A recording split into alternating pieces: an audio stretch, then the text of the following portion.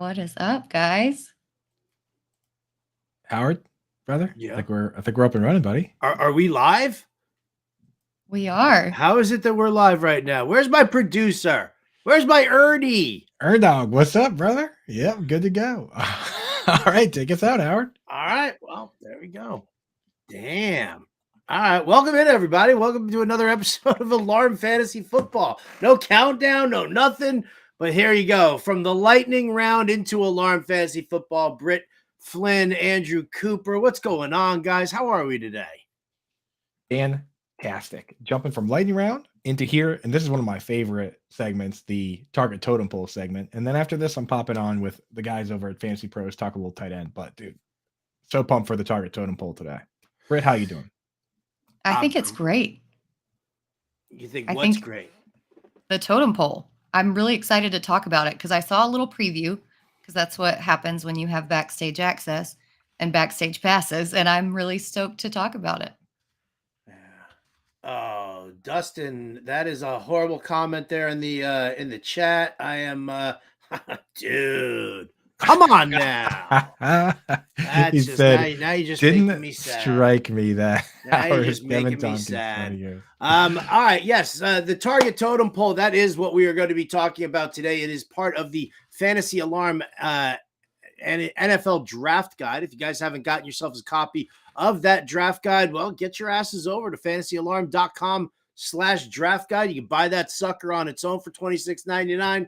Comes with that cheat sheet, or the smarter move, get that subscription to fantasyalarm.com. It's that same link, fantasyalarm.com/draft guide. You'll see that 7-day free trial. You'll be able to sign up for that, and then get the get yourself a little discount here. Promo code Howard gets you 50% off your first 6 months. So the Target Totem Pole is something that's it's very exciting. It's very very cool. Do we have? Are we able to share this Target Totem Pole?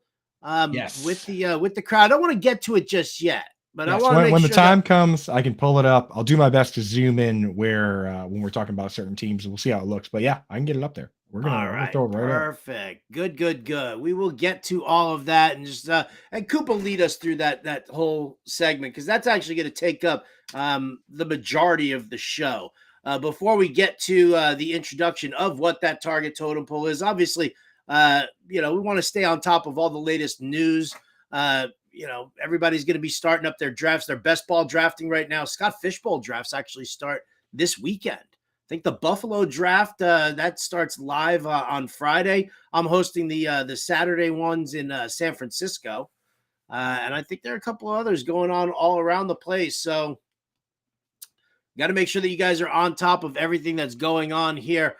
Britt, I think you added in a couple of news items here. Darius Slayton sees himself as the wide receiver one in the Giants offense, but let's dive into that a little bit more here because I think if there's an offense that truly lacks a number one wide receiver, I think it is the Giants. But talk to me about this, Britt. Well, we see our good buddy Scott Frankel in the chat as the resident Giants fan, so maybe he can throw some light on this as well. But I don't know if Slayton has what it takes to be the wide receiver one. And to be honest, I don't know if anybody does because you've got Sterling Shepard, who's been hurt back-to-back seasons. Wan'Dale's coming off an ACL. He's small. Jalen Hyatt's a rookie. I don't know how well he knows the system. Not really too stoked about Hodgins. So I think that this might turn into and don't laugh at me for saying this, but a little bit of a Kansas City situation in the way that targets are distributed, with Waller being the number one target on that entire team, and then everybody else just kind of getting targets sprinkled around as needed. Yeah, it's crazy because you can make an argument for every single one of these guys, really. Like Darius Slayton has multiple 700-yard seasons on his resume with this team, whereas Isaiah Hodgins doesn't, he had the one season last year where he kind of popped a little bit, but he was the hot hand towards the end of the year. Right. Then you have Sterling Shepard, who has multiple double-digit target games for this team, but he's gotten hurt. You got Jalen Hyatt, Fred Biletnikoff winner with all the speed. You got Wan'Dale Robinson, second-round pick. You even have Paris Campbell coming off a 100-target season with the Colts. It's like you can make as many arguments as you want. You just kind of have to pick your poison at some point. For me, I kind of like Wan'Dale Robinson. I don't know about you, Howard, if you had to pick one, but that's the guy I'm going with. Well, I mean, I don't know what his knee looks like. I don't know what his situation is. So he's definitely not going to be my first choice out of this offense. Listen, I've said it before. I said it on the Better Morning Show. In order to be the man, you got to beat the man. I need to see who's getting the most looks, who's looking the best in camp, because I do think that this is wide open. I would love to see Jalen Hyatt take a step up.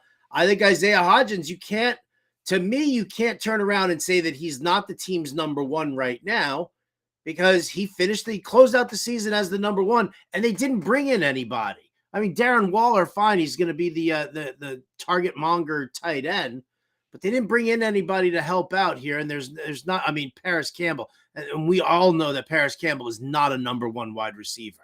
He's barely a complimentary receiver. Sure. So, And he's had trouble staying healthy as well, if you look at his career. So throw This'll another be injury-prone receiver in the mix. Well, we'll sort that all out when it comes Target Totem Pole time a little later on. What do you say? we will. right. We will. All right. What else we got? Alexander Madison ready to seize a bigger opportunity. Britt, you're all about the popcorn headlines here. What's going on? Yeah, I think honestly, I didn't see a lot going on. I want to know where you found your stuff because you found much better things. But it's kind of exciting to see a guy, especially going into camp before. And we've had all these concerns about whether Madison can handle that type of workload, whether it's going to be a split between Ty Chandler and Dwayne McBride. So it's kind of positive seeing him come out and just say, I'm ready. I've been training. I think I can do this. So maybe a little of my doubts have been removed. What about you, Coop? Yeah, I mean, the thing is with Alexander Madison, he must have had some inside information coming back and signing with the team when he could have signed anywhere. He probably knew that Dalvin Cook, they were moving on from him, and he's confident in his ability and his chance to take over this job, or else he wouldn't have signed back here. That's why, for me, I'm not putting Ty Chandler and these guys ahead of him. The question is whether anybody else besides Dalvin Cook can will that position into fantasy relevance. So that's the bet you're making at that ADP. But I don't see why it's not possible. I don't see why it's not possible either. I mean, listen, he doesn't pop as nicely in this scheme that they're running right now, because I think they also, they changed the blocking scheme 2 years ago. Once they got rid of Gary Kubiak, even throwing his kid in there, he altered the system a little bit. Gary Kubiak does that, that fantastic zone blocking scheme. He's got pulling guards. He's got tackles who are mobile and can move laterally. I was sitting there last night on the High Stakes Fantasy Advantage show with Greg Ambrosius and Tom Kesenick from the NFBC, and we were talking offensive lines. And it's amazing when you sit there and you look at an offensive line, you're just like, I don't know how they're going to even try a zone blocking scheme. They got these like big, mamba jamba guys out there who have no lateral movement. It's like one of the biggest problems that the Jets have. Mekhi Becton, dude's great, but let's face it, he's 350 pounds. He's got weak knees and he can't move laterally as well as he used to. So, it's definitely a situation that we have to look at in Minnesota. As well, to see how Madison kind of fits into that scheme. Are you guys into the zero RB truthers who are all about Ty Chandler? I can't ever be into the zero RB bros anyway, but Ty Chandler especially, and even more especially before training camp. Can't do it. If that turns into a full on running back by committee, the guy who scares me the most is Dwayne McBride, because he is your classic Jeremy Hill, Alfred Morris bruiser. He only caught 5 passes in all of college, but last year he had 1,700 yards rushing. Like if they decide, okay, we're just going to use everybody to their strengths, that's the guy that's going to score the touchdowns. That he's the one that worries me, because like if he's not catching passes and he's vulturing touchdowns, that could sap the entire backfield and make it all useless. So he's the one. Where are you guys at with drafting Madison as far as like, what his current ADP is at? I mean, I've seen people forget about him in drafts a ton, and he's down in like the 6th, the 7th round. If he is the lead running back in this, on this team, he's at least a 3rd rounder. That's the exact time that I grab him, Howard, is when I feel like everybody's forgetting about him and 20 or so backs go. And now we're looking at, I've seen situations where I got to draft like Jamal Williams or Samaje Perine, guys I know are inevitably going to be in a share. That's when I take Madison. it's that group of like Madison, Rashad White, guys like that, where I can at least paint a picture of them being a full-time back versus picking somebody I know is only going to be a part-time back. What about you, Britt? Are you into Alexander Madison in round 3? I don't think I can pull the trigger in round 3. I'm still worried about the Vikings rush volume. I'm worried that they're going to be in negative game script situations basically the entire season. They pretty much were last year. And we saw it play out in their rushing attempts. They were in the bottom 5 in rushing attempts per game. And if it is a little bit of a committee sprinkled in here and there, I don't feel comfortable taking him at ADP.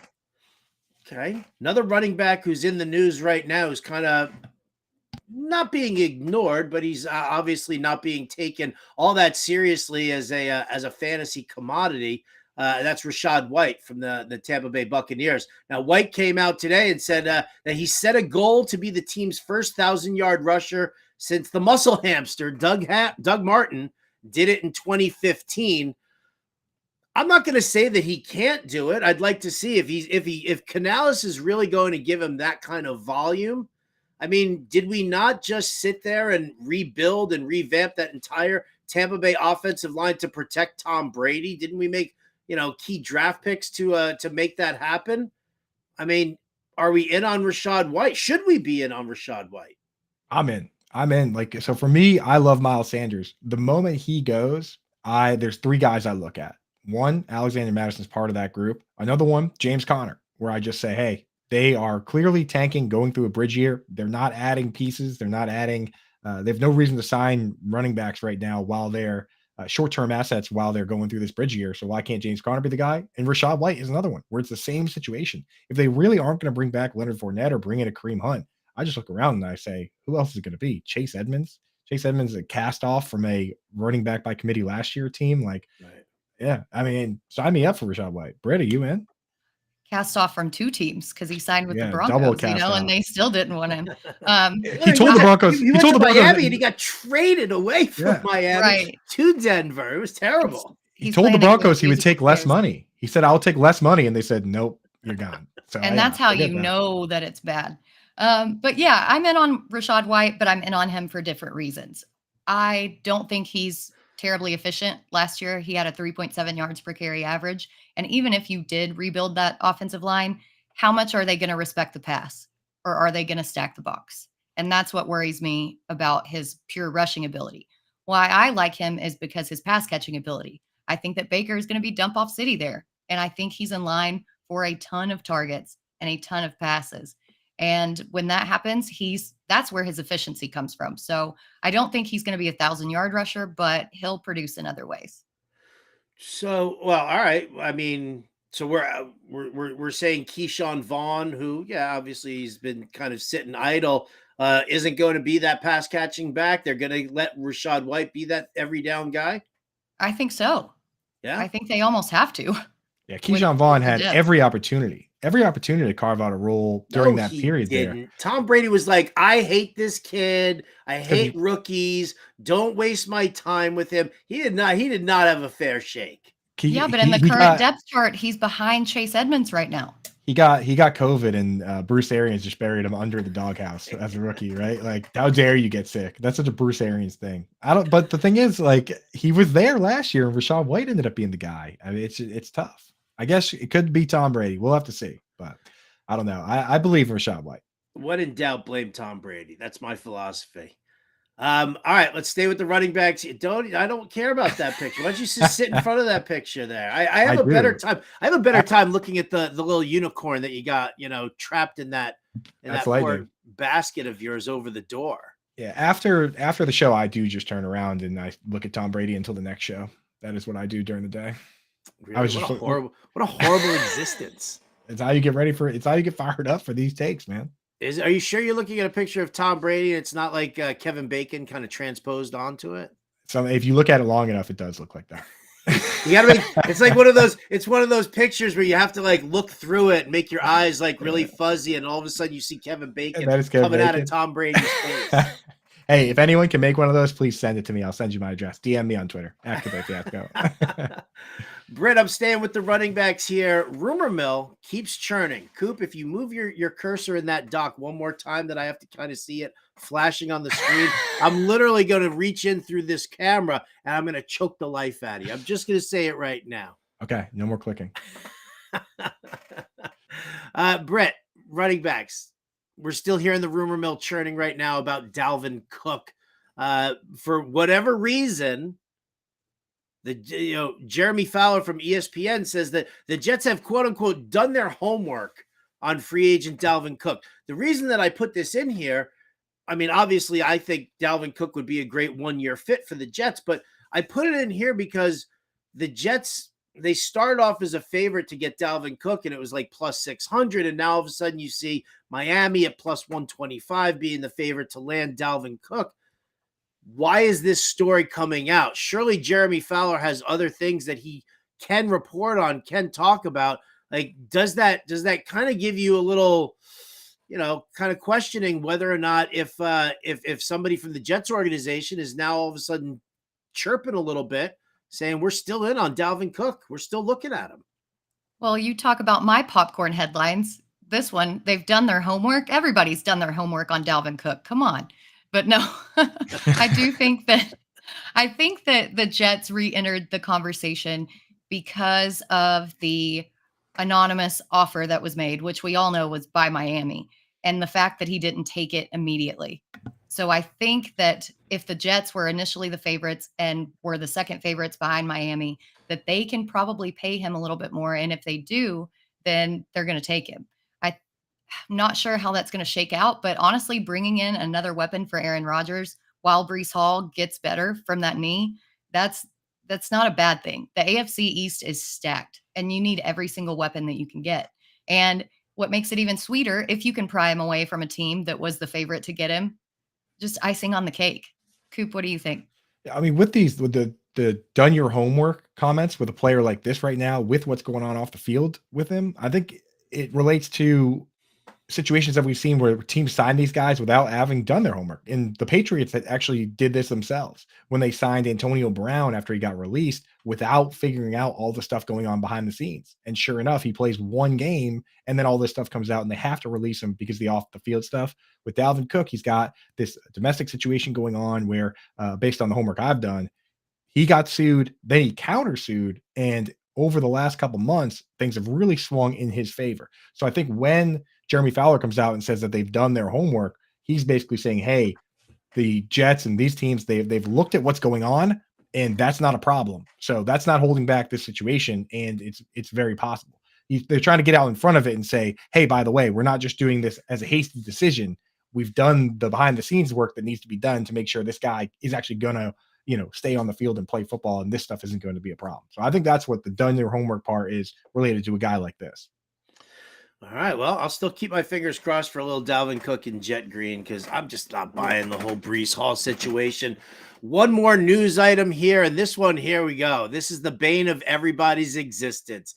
Coop, you can roll your eyes. Britt, I don't know how you feel about Juwan Johnson or Chris Olave or even Michael Thomas for that matter, but here we go. Everybody's favorite pain in the ass in fantasy, making headlines again as Pete Carmichael, who's the Saints offensive coordinator, said that he would like to use Taysom Hill more as a pass catcher this season. Is Taysom Hill going to be that true tight end? Go ahead, Coop. Go ahead. Dish it out. What do you got? Make it stop. That's it. I wish. Just make it stop. Take the eligibility away. He should be treated like we talked about it on the show before this. David Ortiz. That's what he is. He should be a flex only player because he's not a tight end. I don't care how many targets does he really need to get. Are we really going to be taking a 32-year-old converted quarterback to get rushing touchdowns in our tight end spot? That's not fantasy football. Make it stop. Yeah, he's like a wart that won't go away and just keeps coming back. Like exhausting. And exhausting. then shows up and yeah. And what really annoys me is that I think on Underdog, he's still tight end eligible, and Sellers will not shut his mouth up about Taysom Hill. He's like, I'm getting Taysom Hill in every best ball draft in the last round that I can get, blah, blah, blah, blah, blah. I'm so sick of hearing about Taysom Hill in my household that I wish that he would just go away. I I don't see how much volume he's going to get, honestly. I think that this is just some of the offseason coach speak. They want to make headlines. They want people to be interested in their team. When it comes down to it, he might catch a touchdown or two. I don't think he really plays a solid role. But you've got so many other more personable guys to talk about. You could talk Olave. You could talk about Jawan Johnson. You could talk about Michael Thomas and his return. Okay, if you want to keep Alvin Kamara's name out of the headlines, fine, but you drafted Kendry Miller. You signed Jamal Williams, who is, to everybody, he's the heart and soul of any locker room. This dude has the great personality. I'd rather listen to Jamal Williams talking about chasing Pokemons around than I would to have to deal with another season of just Taysom Hill nonsense. It's just making me crazy. But that's because he is so polarizing. He knows that it's going to get everybody fired up and angry.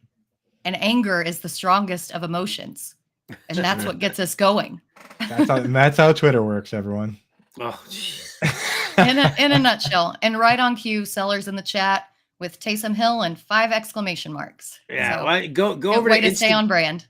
Go to Instagram threads and talk about Taysom Hill over there, please. Oh man. Another social media platform I don't need to be dealing with, and yet I'm getting an ass load of notifications already because I had to sign up. I don't like change. I don't like change either. Let's just stay on Twitter. Let's Paper revive money. Twitter. Oh, that kind of change. Yeah, me neither. All right. Well, so there you go. Some of the news headlines that we're taking a look at here. Obviously, we're dealing with the fact that there aren't a lot of news stories out there. So you got to sift through the coach speak, sift through what the hype machine is telling you. But, some interesting names here, at least with Rachaad White, talking about him, talking about that Minnesota backfield. We got to, investigate all of this. But what we're here for today is the Target Totem Pole, and that is from Andrew Cooper. It is live right now in the Fantasy Alarm Fantasy Football Draft Guide. We keep saying it over and over again. Target Totem Pole, Target Totem Pole. What is it? I'll tell you what. When we come back, Coop's going to explain everything that needs to be explained with this, and then Britt and I are going to be talking some players and probably trying to poke some holes into all of Coop's theories, because that's how the discourse starts here, right? So we'll be right back after these messages from our friends over at RT Sports.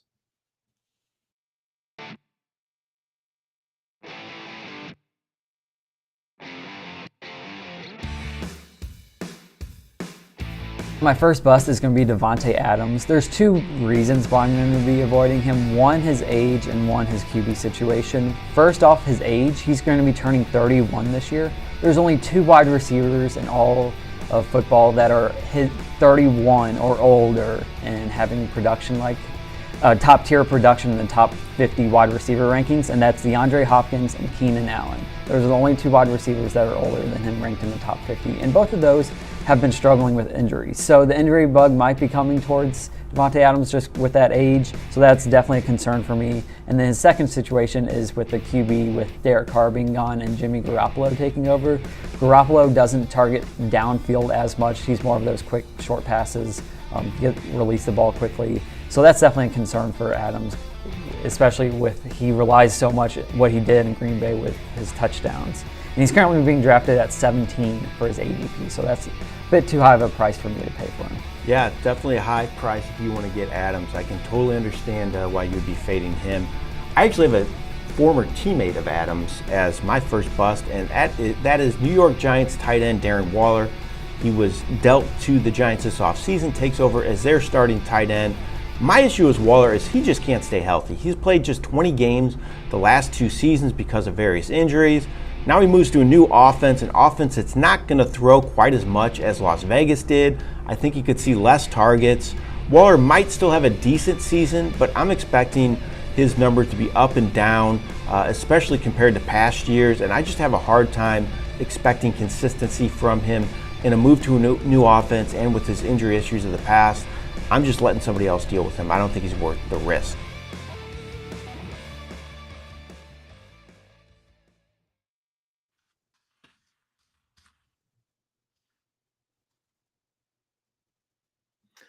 All right, welcome back in, everybody. I'm Howard Bender. This is Alarm Fantasy Football with Andrew Cooper and Britt Flinn. And today we're featuring one of the big articles that we've got going on over in the Fantasy Football Draft Guide over at Fantasy Alarm, which, again, you can get the draft guide. Listen, all right there at the bottom of the screen. You see that ticker down there? You see that ticker down there? Check that out. Use that link. Get in there. You can buy it on its own, but you're better off getting the all pro package and use promo code Howard to get 50% off that first 6 months. So, Coop, I feel like, all right, the Target Totem Pole, this is 100% you. This is your little baby, your creation. Britt and I are just going to sit back, look pretty, and make fun of you. So That's what you guys are born to do, right? The Target Totem Pole, guys, there's a couple tools that I've been using for a long time for my own leagues, and I brought them to the draft guide the last couple of years. The RB questionnaire, which we'll do on another show, the Target Totem Pole, a few different things. The Target Totem Pole itself is huge, not just for figuring out what guys have the most upside, but also if someone gets hurt, who's going to be the next man up. Basically, what we do with the Totem Pole is we take a big Excel sheet, which I'm going to pull up shortly, and we rank all the players in order of how we think they're going to finish target-wise, who's going to get the most down to the least.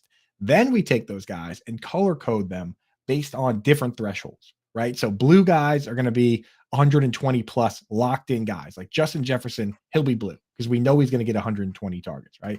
After that, we set it green is 100. Yellow means maybe they have a chance at getting 100. Orange is unlikely. Red is no chance, right? So that's how we do it. We set it at those because every wide receiver one last year got 120 targets except Jalen Waddle, who had 117. Every wide receiver two last year got 100 targets except Cooper Kupp, who had 98. He had 98 targets in 8 games, which is crazy. But that's why we set those thresholds. And what we're trying to do is figure out who's most likely to hit those. And if there's nobody that's a guarantee, what kind of uncertain situations do we have where we can bet on some of these cheaper guys? It's one of the easiest ways to find locked in early guys and late breakouts. So I'm going to pull that up now. This is 2 years in a row now that we've done this on air where I do it and then we talk about it and move guys around, change colors, and try and come to a consensus so that it's not just my totem pole, it's Fantasy Alarms now. Last year I did it with John and Pemba. We had some interesting discussions this year. Let's take a look, see how it looks. So I'll pull that up now. See if we can get it to look reasonable on the screen here. Look at that. Beautiful. Let's see. And we'll do gorgeous, darling. So gorgeous. We'll even do a little full screen action, give it a little extra there. Okay. So here we go. Top team, Arizona Cardinals. You guys tell me where you disagree or if we're on the same page here. So Arizona Cardinals have Marquise Brown as a guy that and again, you got to keep in mind, this totem pole is going to be injury agnostic. If somebody is currently hurt or if they're currently suspended or we can reasonably assume they're going to be suspended, then we factor that in. If they are not currently hurt, we're not going to play that guessing game. So try to keep that in mind that you can't just say, oh, well, we got to move this guy down because he's going to get hurt. Okay. So that's not part of this exercise. Marquise Brown, 120 targets. Reasonable? It's kind of funny. I don't even know if that's reasonable. Ooh, right off the bat. So you think that? 120 targets for Marquise Brown. Do we genuinely believe that Marquise Brown's going to come up with 120 targets? How many? What the hell happened to my sheet here? My sheet vanished here, but that's all right. So, what I don't understand. Is he the most targeted guy on the team? I think that's what we should be. That's what we should sort first. Like, is he the most? Will he be the most targeted guy on the team? That's who. We're doing two things here. We're doing 1 through 5 Well, let's lay out just the order first, and then we'll get to the colors real quick. All right. So we think Marquise Brown's 1, 2. I have it as Rondell Moore. Do you guys have somebody else there, or do you like Moore? No, I don't like Moore, but I'm accepting him as the number 2. Okay. 3, rookie Michael Wilson, or do we think it's maybe James Conner, Trey McBride? What do you guys think? I honestly don't hate Greg Dortch, and that's what I was thinking when you put Rondell Moore in the second spot. Dortch. As as weird and as gross as it sounds, he performed really well last season. And I think if especially in this offense, I think that he could take it from more. The problem that I had was that Greg Dortch only played when Rondell Moore was hurt.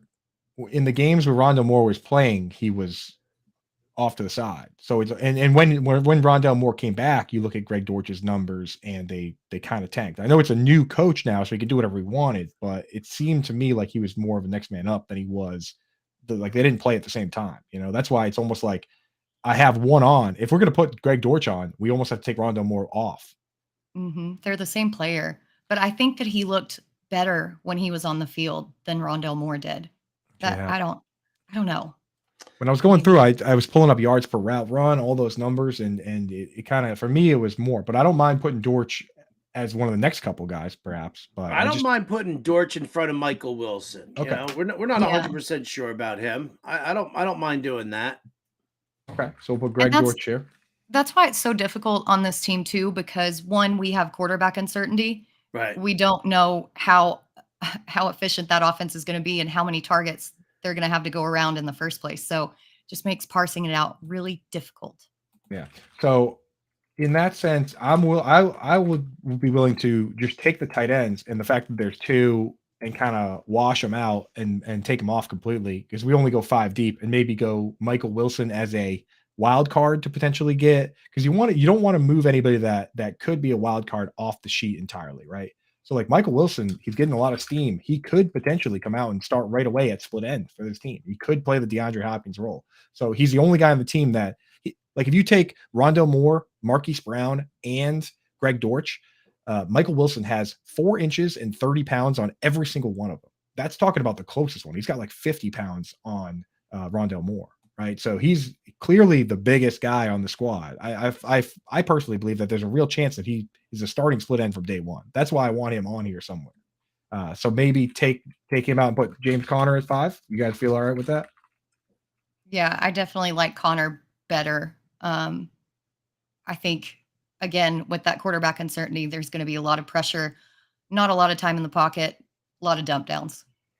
I want to move Michael Wilson up ahead of Greg Dortch, but we'll leave it where it is now. So, okay, Marquise Brown. The thing is, last year, Marquise Brown was on pace for like 150 targets, but now it's a new quarterback, new coach. So, I mean, what do you guys think?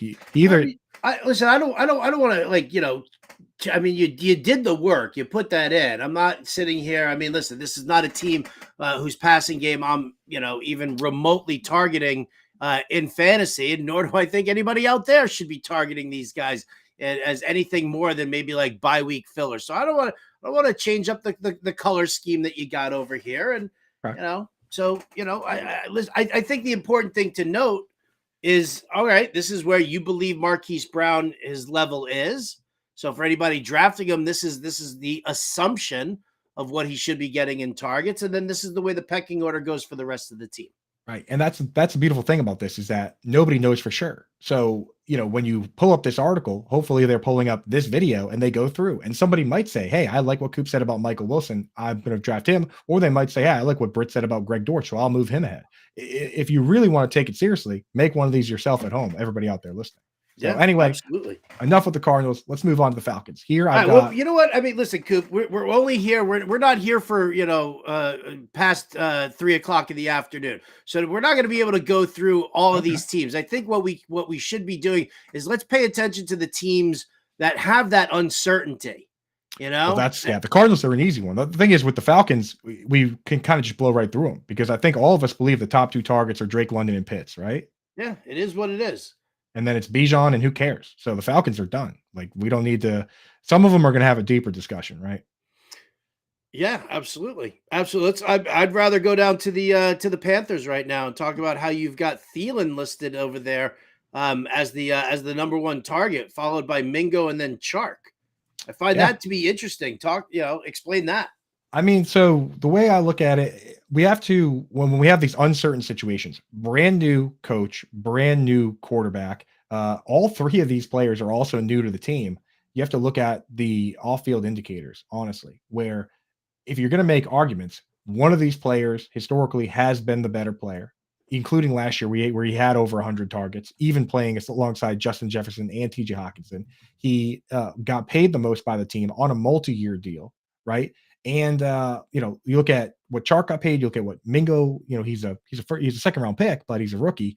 For me, with all that, including the fact that Thielen goes first in ADP in virtually every draft, to me, I have to give the benefit of doubt to Thielen. That said, the fact that all three of them are yellow tells people out there that it's not entirely certain. It'd be one thing if I had Thielen at the top and I had him green and the other guys as yellow. But here we're saying, hey, you know what? It's almost a pick your poison. And that's what it's going to look like for a lot of these ones where it's uncertain is if all three are yellow, you might want to just wait and take the guy that's cheapest on the Target Totem Pole. But I'm definitely open to hearing if you guys think somebody is destined to be the top dog here, or if you think Terrace Marshall maybe should be on the list.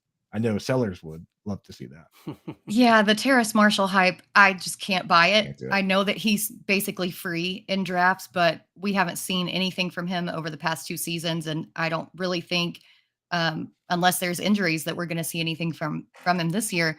And it's interesting to me because depending on who you ask, for one, Adam Thielen's the wide receiver 1. For another one, they've got Mingo. So I think that Mingo has a ton of upside in this offense, especially when you consider that Bryce Young actively campaigned for them to draft him, that he liked what he saw in the SEC and liked what he saw on film with him. And Thielen has kind of lost a step. I mean, he might start out the year as the wide receiver 1, but as I covered in my training camp battle articles, I think one of these younger guys takes over. And that for me very well could be Mingo. Where are we at with DJ Chark here? Because obviously, he was in Jacksonville and it didn't work out for him. He deals with his share of injuries. But I mean, listen, he was okay in Detroit. Now you're looking at him here in Carolina. You've got him listed as third on this list, but they are obviously, again, like you said, the same color coordination. So you assume similar target share for Chark. Is he just not, in your opinion, even the potential number 1 in this offense? I mean, I love DJ Chark. He is the quintessential paper tiger because we're talking about a guy who's 6'3". He ran a 4.34, which is like 97th percentile, and he has 1,000-yard season on his record. So this is one that I struggled with laying it out. For me, when it boiled down to who I think is most realistic to get those targets, but I mean, there's arguments to be made to move Chark to the top. That's why this is as far as what this exercise helps us with, this is the perfect team to illustrate why when it's all yellow like that, take shots on the later guys, especially if they're going later in ADP. Hayden Hurst as well. I couldn't, even though we like these other guys, I couldn't make him red because who's to say he can't get 100 targets on this team, right? Well, especially with how Young yellow? liked to target his tight end at Alabama, especially in the red zone. Well, I mean, is Frank Reich going to have that same system where he's going to be targeting the tight end? Like, that's always the thing. When we go from college into the pros, the question is what's the system that we're looking at? And is Hayden Hurst going to be in a good situation? That's why, I think Scott Frankel makes some sense in the chat, just asking where Terrace Marshall is. Just because, Hayden Hurst, nicest dude in the world, 100% nicest guy in the world. But we've been waiting for him to come around and be like a legitimate fantasy tight end for a number of years. He's bounced around from team to team, and it's not happening. I mean, why are we looking at him and not, I guess maybe Terrace Marshall? Does Hayden Hurst? Are we talking about locked more targets for him than for Marshall?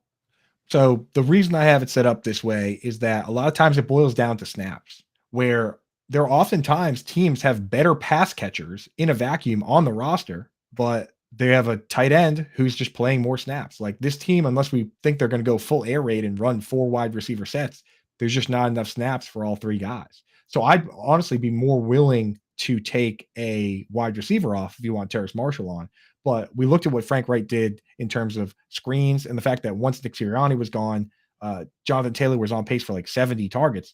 I personally am not taking Miles Sanders or Hayden Hurst off. That's kind of the rub there, is that do we think this team's going to go full 4 wide and find a way to get enough targets to 4 different wide receivers?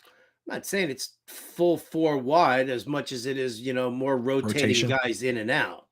Yeah. Well, I mean, if we think that they're going to rotate the tight end, I just personally think that Hayden Hurst is a guy that if they're going to pay him what they paid him, which is oddly more than a lot of tight ends got out there, then they're gonna use him. So, All right. Well, Britt, why don't you run down, pick a team for us here? I gave us Carolina to take a look at.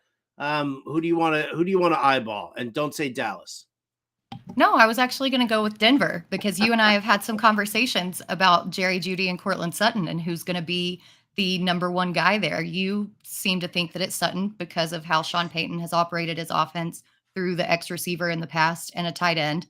I seem to think that it's Jerry Jeudy just because he's a better talent overall. So it's interesting how those targets are split up.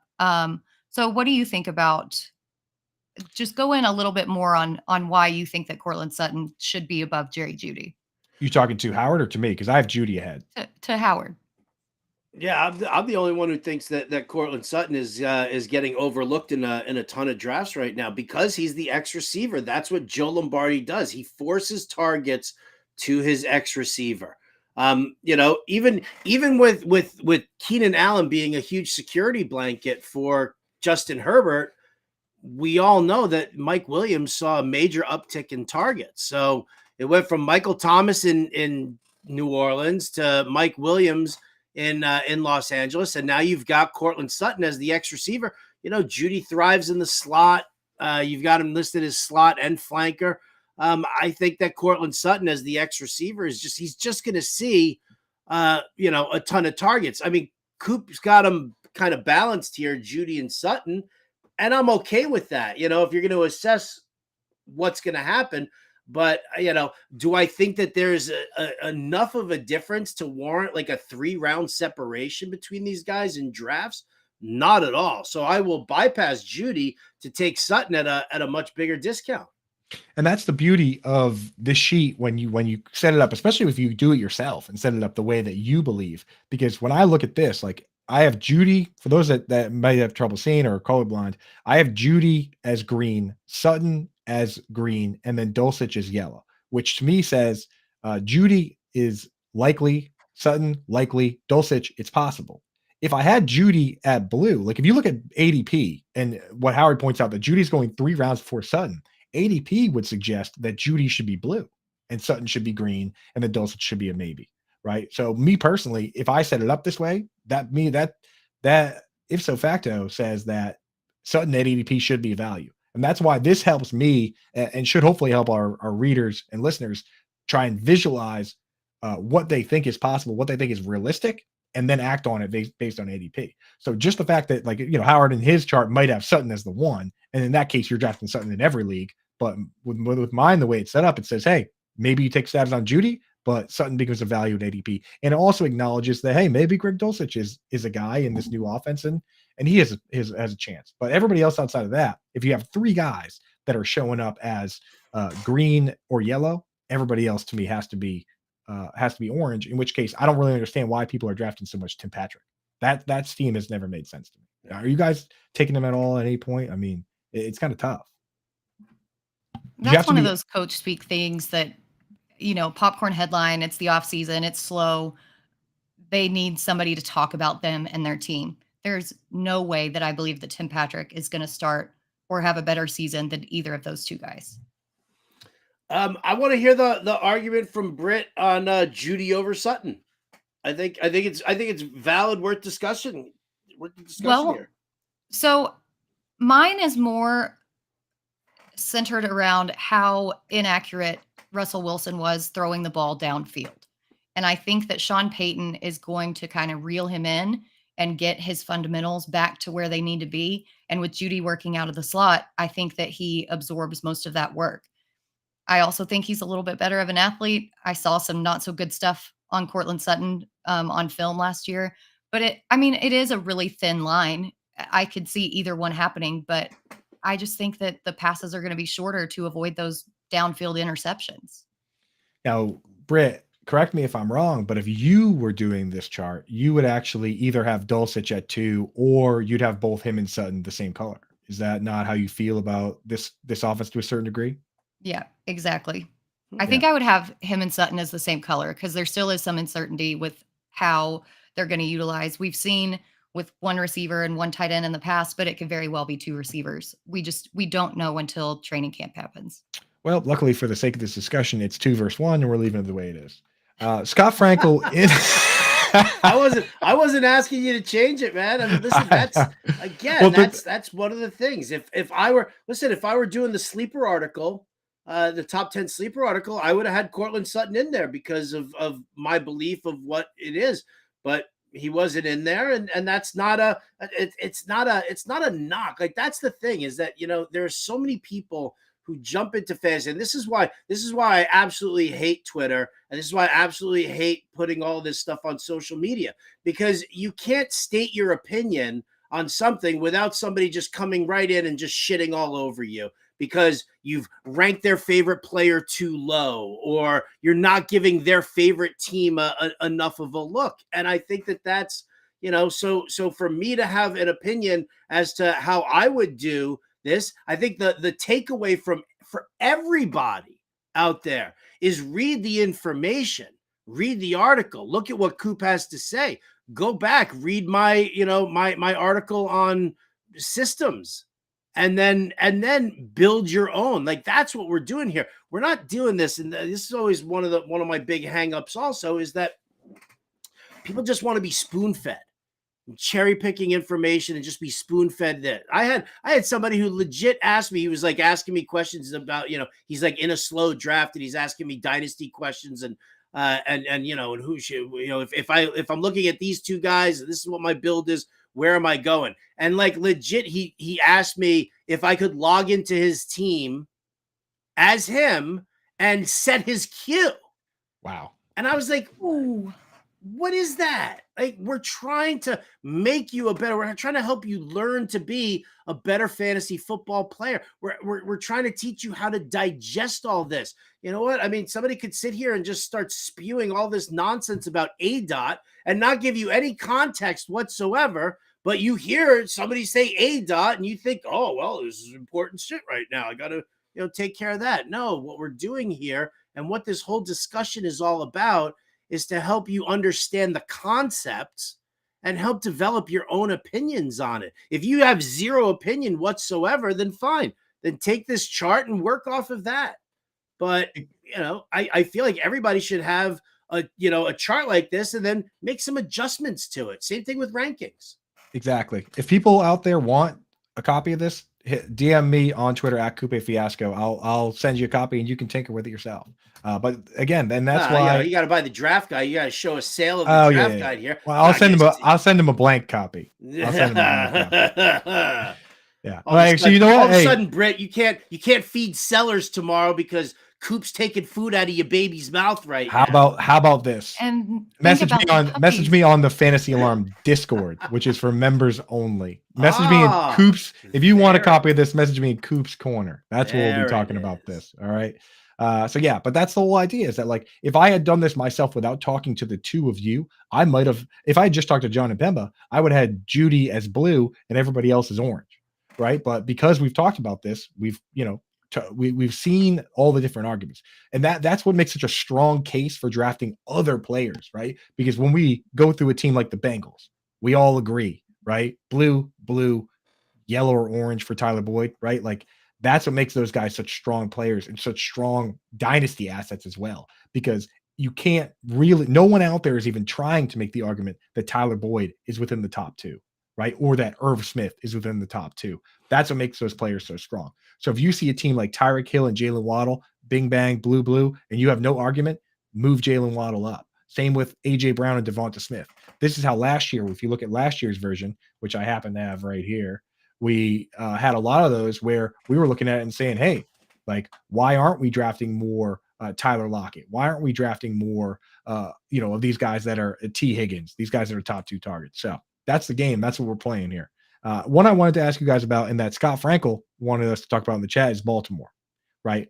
Mark Andrews as blue, or maybe with Todd Monken, should he be green? Like, is he a lock for 120 targets, Mark Andrews? I think he's a lock. I think he is too. Probably. Yeah, so I got him up there. After that, the order could be anywhere. I've been a Rashad Bateman fan. Zay Flowers, first round pick, but Scott makes an interesting argument in the chat. He says, what are they paying Odell Beckham Jr. for if we think Bateman and Flowers are going to get more targets? So, in your opinion, do you think Odell should be in the 4th spot on this team or should be a little higher? Howard? I think it's all right. I mean, listen, I think Andrews is clear cut ahead of it, but yes, I don't know which receiver is going to be the guy to pop. And I would leave it as is right now. Because again, Odell Beckham, I don't know. I mean, maybe you could put him ahead of Zay Flowers, but I don't know if I want to put him ahead of Rashad Bateman. Bateman was the number 1 last year before he got hurt, before his foot injury happened.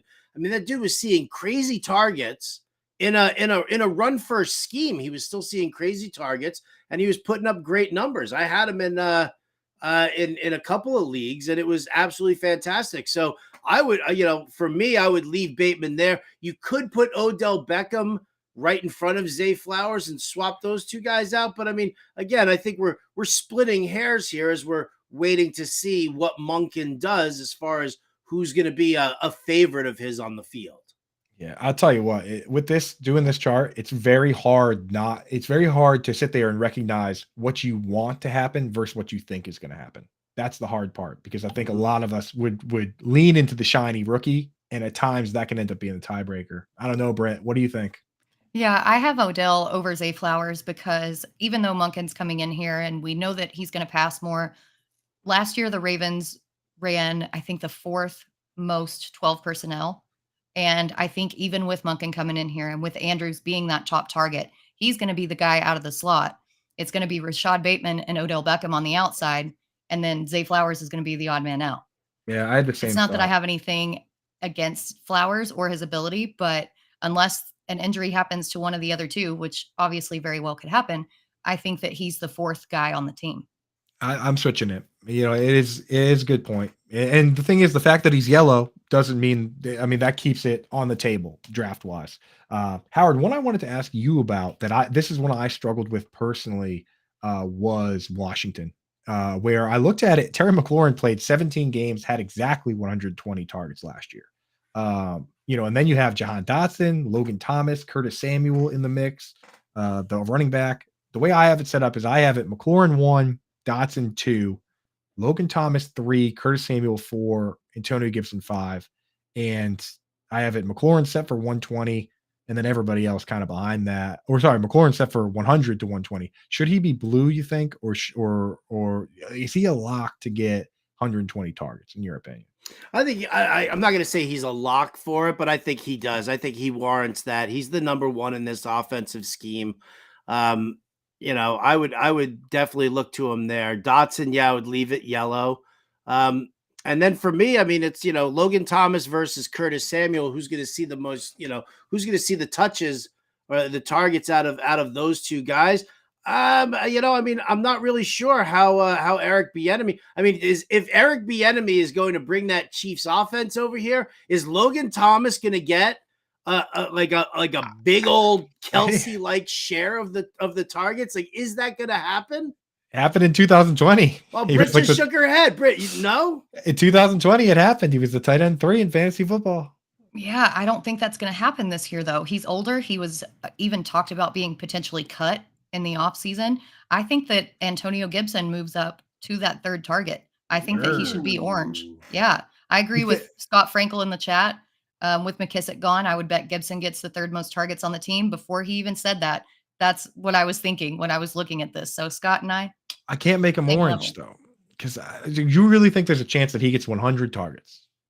I think he very well could. 100 with Sam Howell. I'll move him. And with McKissick gone. Sam Howell, everyone keeps telling me that he's the mobile QB that can scoot around and scramble around. So no, I'll move him to 2nd on this list. I can't move him. I can't move him 3rd, but I'll move him exactly, Coop. You do you.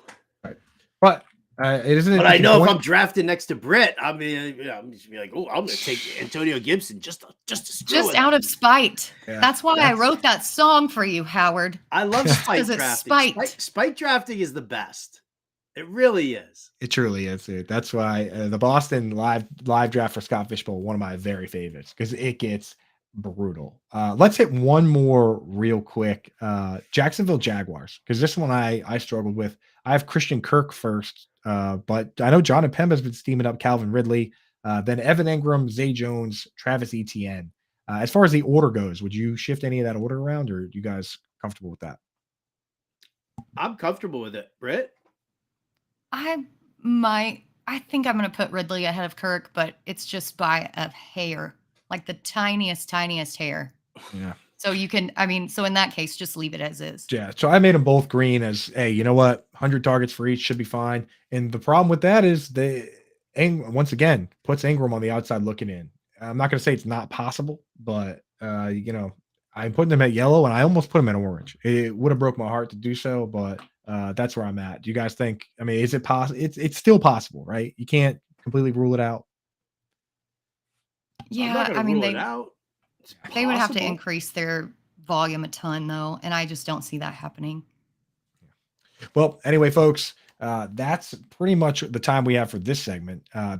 Go on. I'm going to update this with some of the changes we've just made. It's up there now in the draft guide. Make sure you get the draft guide for this year at fantasyalarm.com/draft guide. That's right in the ticker below. So check this one out. It is one of my very favorites. And as you can see, if there are places you disagree, good, because that's how you can get an advantage in your leagues if you're right. So check that out. And if you do want a copy, hit me up on the Discord at Coop's Corner, not on Twitter. I'm not giving it to you on Twitter. Howard said no. And Britt's got to feed her baby sellers. So get in that Discord and you can get a copy of this an editable copy you can change around yourself. Edible? Edible, so, yeah. Britt, You you're can gonna print it out. Feed this chart to sellers. I'm gonna shove it down his throat. Shove it right down his Taysom Hill loving throat. Taysom Hill and Terrace Marshall, I swear. Between those two, man. All right. Well, that's all the time that we've got for you guys here today. Again, like Coop said, hit him up in the Discord and get that. We appreciate everybody here for not only viewing, but hitting that like and subscribe button over on the YouTube page. If you're watching us over at the Fantasy Alarm or the Better Sports Network YouTube page, hit that like and subscribe button for us. That's how Britt feeds her family. She feeds her family off of the dopamine that we get from likes and subscriptions. So make sure that happens. Now, big surprise for everybody tomorrow, because we're a 2-hour